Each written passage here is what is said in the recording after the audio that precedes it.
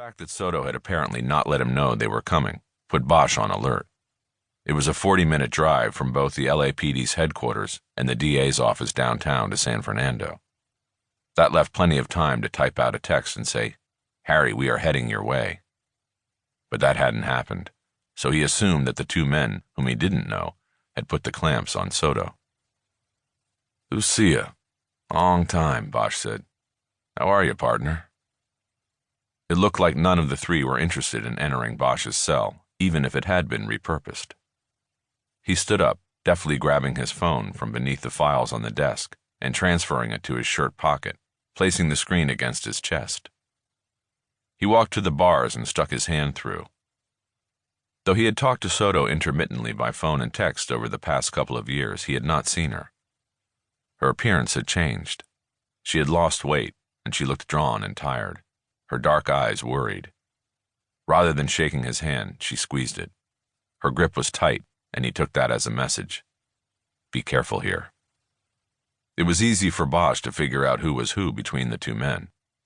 Both were in their early 40s and dressed in suits that most likely came off the rack at Men's Warehouse.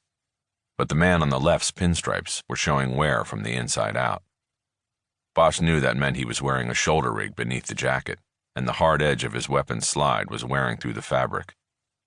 Bosch guessed that the silk lining had already been chewed up. In 6 months, the suit would be toast. "Bob Tapscott," he said. "Lucky Lucy's partner now."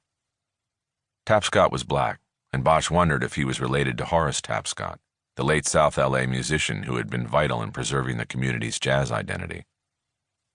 "And I'm Alex Kennedy, Deputy District Attorney," said the second man. "We'd like to talk to you if you have a few minutes." Sure," Bosch said. "Step into my office." He gestured toward the confines of the former cell, now fitted with steel shelves containing case files. There was a long communal bench left over from the cell's previous existence as a drunk tank. Bosch had files from different cases lined up to review on the bench.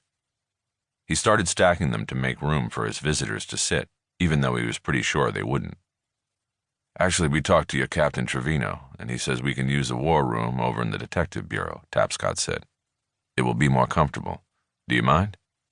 "I don't mind if the captain doesn't mind," Bosch said. "What's this about, anyway?" "Preston Borders," Soto said. Bosch was walking toward the open door of the cell. The name put a slight pause in his step. "Let's wait until we're in the war room," Kennedy said quickly. "Then we can talk." Soto gave Bosch a look that seemed to impart the message that she was under the DA's thumb on this case. He grabbed his keys and the padlock off the desk, stepped out of the cell, and then slid the metal door closed with a heavy clang. The key to the cell had disappeared long ago, and Bosch wrapped a bicycle chain around the bars and secured the door with a padlock. They left the old jail and walked through the Public Works equipment yard out to First Street. While waiting for traffic to pass, Bosch casually pulled his phone out of his pocket and checked for messages. He had received nothing from Soto or anyone else prior to the arrival of the party from downtown. He kept the recording going and put the phone back in his pocket. Soto spoke, but not about the case that had brought her up to San Fernando. "Is that really your office, Harry?" she asked. "I mean, they put you in a jail cell?" "Yep," Bosch said. "That was the drunk tank, and sometimes I think I can still smell the puke when I open it up in the morning. Supposedly 5 or 6 guys hung themselves in there over the years. It's supposed to be haunted, but it's where they keep the cold case files, so it's where I do my work. They store old evidence boxes in the other 2 cells, so easy access all around, and usually nobody to bother me." He hoped the implication of the last line was clear to his visitors. "So they have no jail?" Soto asked. "They have to run bodies down to Van Nuys?" Bosch pointed across the street to the police station they were heading toward. "Only the women go down to Van Nuys," Bosch said.